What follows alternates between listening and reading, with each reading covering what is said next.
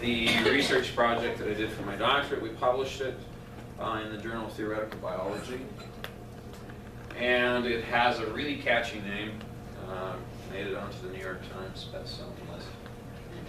Actually, worst-selling list. So, responses of a synchronized cell population to continuous irradiation revealed through mathematical modeling and stochastic optimization. You can, it just beeps off the page. Yeah, this is a real page turner. No, this is what mathematics doctorates look like. There's a reason that I only had to make 5 copies. So, these days you don't even have to make any copies. It's all done electronically. Submitted electronically, it's stored electronically. Everything's done electronically. I was one of the last people to have to actually create a physical copy of my doctorate.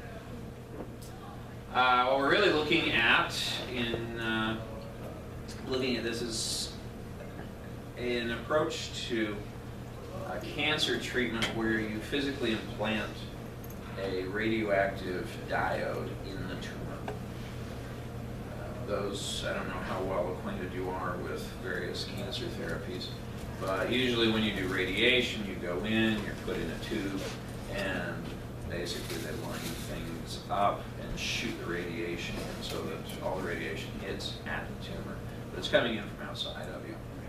The problem with that, of course, is that the radiation has to pass through the rest of your body prior to hitting the tumor, and that has a variety of unfortunate physiological effects. And so another method that is used on a growing number of types of cancers is to actually surgically implant a little radioactive diode, a little piece of radioactive substance inside of the tumor, so that the tumor is constantly being directly irradiated by this little diode.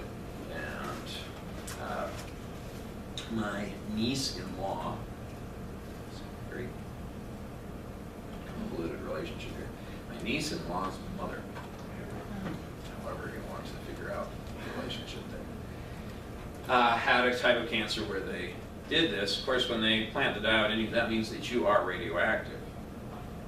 And so she basically had to stay out of the company of small children, babies, or the elderly. There was a list of people that she wasn't allowed to associate closely with. And, you know, the other people, when you went to see her or whatever, you just kind of timed it. You didn't spend, just days in her prison. Because she was radioactive. And so, but that's the approach to cancer that we were studying. And what we were looking at was trying to be able to predict, so at this dose rate, if you're running it at this dose rate, what's the probability that the cancer cells are going to survive? Or what's the probability that they're all going to die? And that was what we were trying to figure out. We got a grant from the National Science Foundation to develop a mathematical model to try and understand that. And so that's what we were modeling. Continuously delivered ionizing radiation. This means you've got the diode there and it's just always coming. Rather than you're taking trips to the doctor and then putting it in a machine that then shoots you with radiation.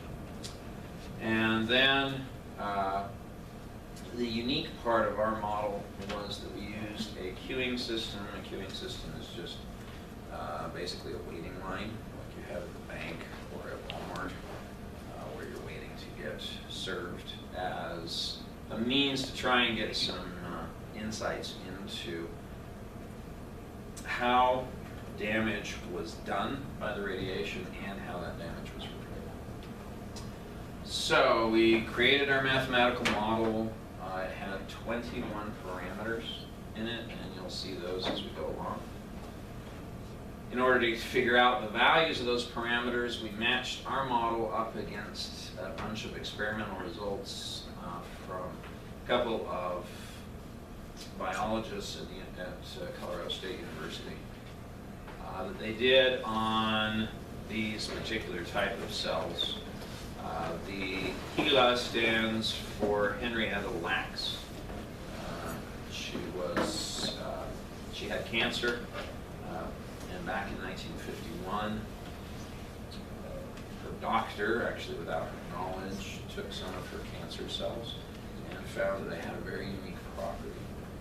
Most cells, if you took like one of your cells that naturally reproduces, and most of your cells don't, and you put it, in a petri dish or in some other medium that would allow it to keep growing and to try and to divide. If you do that with most of your cells, they'll divide a few times and then they die. There's a natural mechanism inside of your cells, basically a little time clock in there that sort of keeps track of how many divisions have occurred, and once a certain number of divisions occur, it basically just kills the cell. It says, okay, we're done, that was good enough. It's a useful mechanism biologically, but in her particular cancer cells, they found that there was a process going on inside of the cells that kept that natural clock ticking. And so these cells were immortal. They would keep dividing over and over and over again as long as you put them in an environment where they had nutrients and what they needed to survive. And so her cells, the doctor took those cells, found they had this unique property. It was the very first cell line. There are lots and lots and lots of cell lines now, but that was the very first one that was created from her cells and is still widely used because of how prolific they are. They divide very rapidly. They're cancer cells, so if you're studying cancer, they're useful that way. And then there's lots of them to be had. Keep the two. I was going to say, that's still behind that. Huh? That's still behind that, isn't it? Like those tumor cells.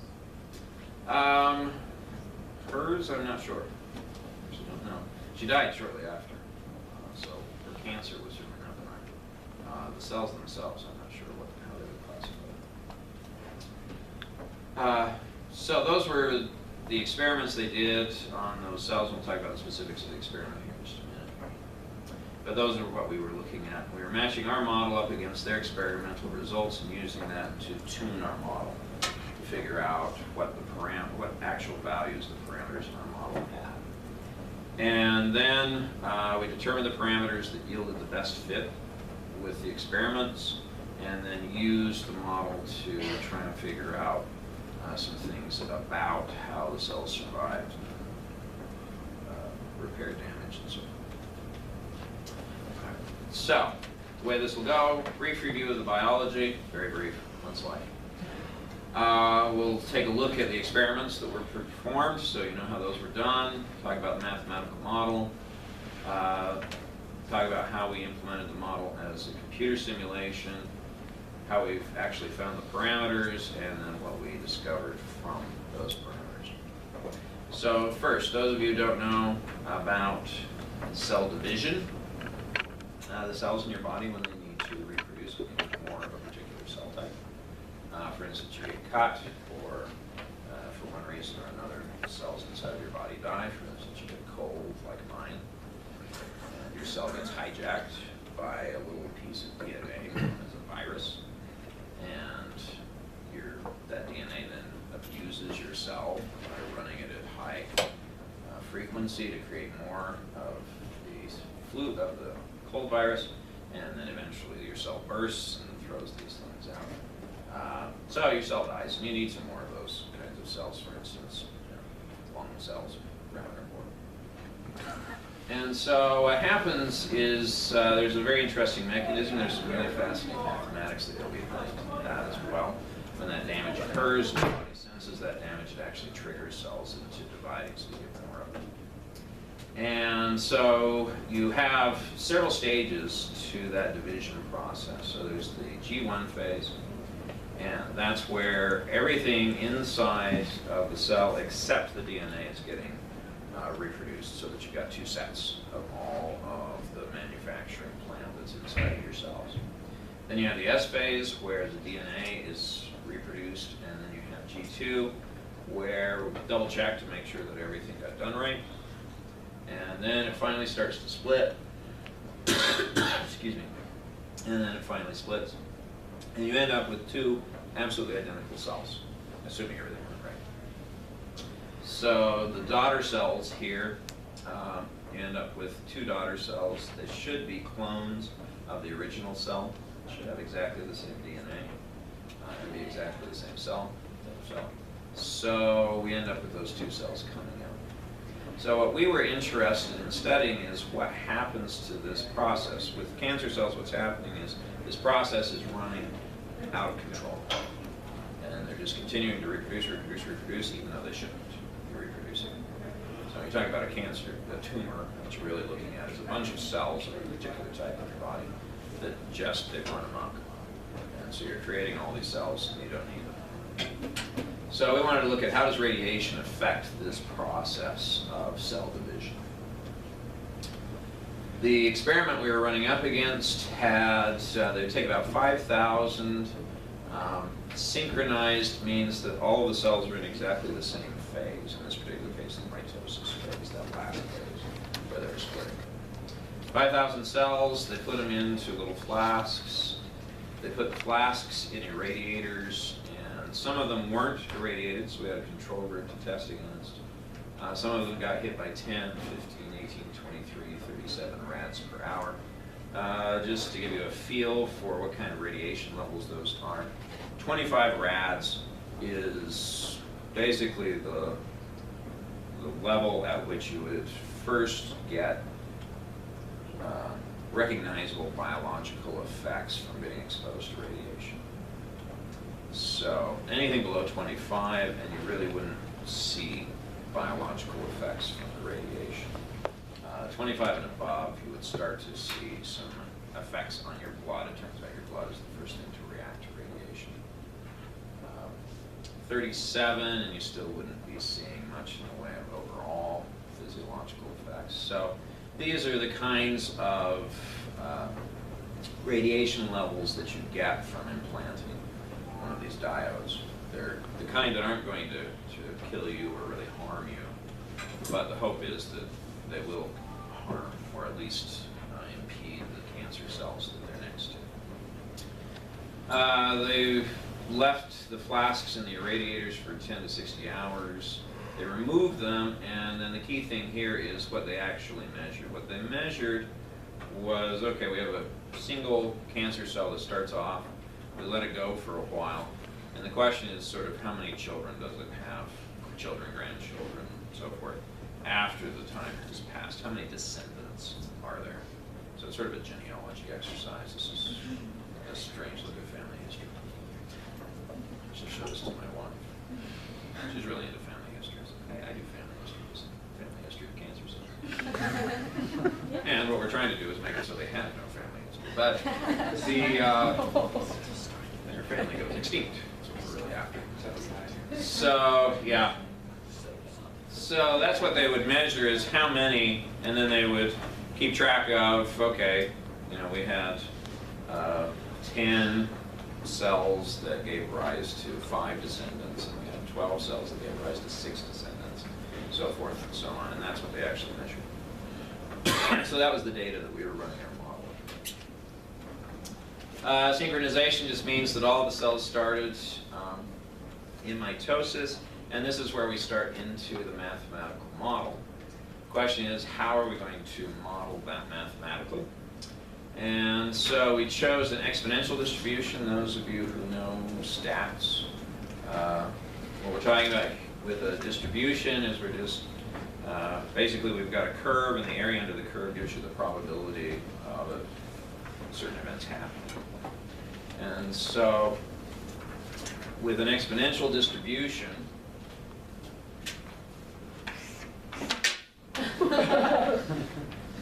very emphatic. You have a curve that looks like that. Down here we're looking at time, and so if you look at the area underneath a particular part of the curve here between a couple of times, this area is the probability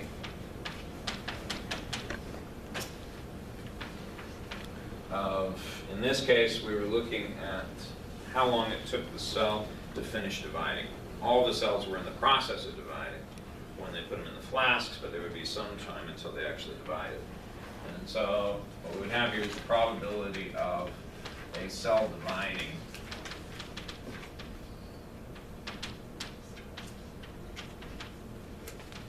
between those two times. So we used an exponential distribution, and the parameter was we called mu, and that was what we were going to try and use the experimental data to figure out what is the parameter mu for real cells. There was not enough data, certainly not specific enough data, to actually get in and actually understand how long each of these phases last, to get to that level of detail. So all we modeled was the entire lifetime of the cell. To do that, we used what's known as an Erlang distribution. An Erlang distribution is just a sum of exponential distributions. And so basically you view the process of the cell moving through its lifetime as a bunch of events occurring, each of which is sort of random in nature. And then what we're looking at is the sum of all of those events. So the timing of all of those events gives you the full lifetime. So an Erlang distribution is a sum of exponential distributions. So that's why we use it for that. When you irradiate a cell, it extends the lifetime of the cell. And so we actually used different distributions depending on what the dose rate was that the cell was receiving. Because the higher the dose rate, generally speaking, the longer the life, the longer it takes for the cell to pass through all of those phases. There's just some specific stuff about the Erlang distributions that we were using. But mu sub d is the average lifetime, and sigma sub d is the standard deviation of the lifetimes of the cells. For d is our dose rate, how much radiation we would get. When a cell completes mitosis, if everything's gone right, you get 2 daughter cells out, but that's not always true. Sometimes, particularly if you've got some kind of damage process going, you may only get 1 viable cell out, so 1 cell that works and 1 cell that's dead and is going to pass out of existence. Or you may not get any cells that survive the process because of all the damage that's accrued. And so we had 3 different probabilities. Probability that you get 2 daughter cells was P2, 1 was P1, and the probability that the cell just died and couldn't produce anything is what we call P3. The way we handled radiation, so the radiation comes in, it damages the cell. There's lots of different ways. One of the chief ones is it goes in and it damages the DNA so that the cell can't reproduce. You basically kill the plant so it doesn't know how to reproduce. But there are other types of damage that can kill a cell. And we wanted to be as general as possible, so we didn't actually specify exactly what kind of damage we were looking at. It was just any kind of damage to the cell. And so what we looked at it was the radiation comes in, it damages something in the cell. The cell recognizes that some damage has been done and it sends some chemicals to fix that damage. And so we basically looked at that like you were trying to get out of Walmart. So you went in, you bought, you did the damage, you actually got some things off of the shelf that are going to damage your financial welfare. And then you're standing in line to have that damage processed. And that's the way we looked at it with the cell. The damage occurs, basically it goes into the line in the cell, says, hey, there's some damage over here, but the cell may or may not have the resources, the chemical resources to fix the damage. So it may have to sit there and wait for a while until the chemical resources come free and come over and fix the damage. And so that's how we were modeling damage and repair inside of the cells. If any of you are actually interested in queuing theory, there are a couple of questions that came out of what I did here, that I've never had the time to explore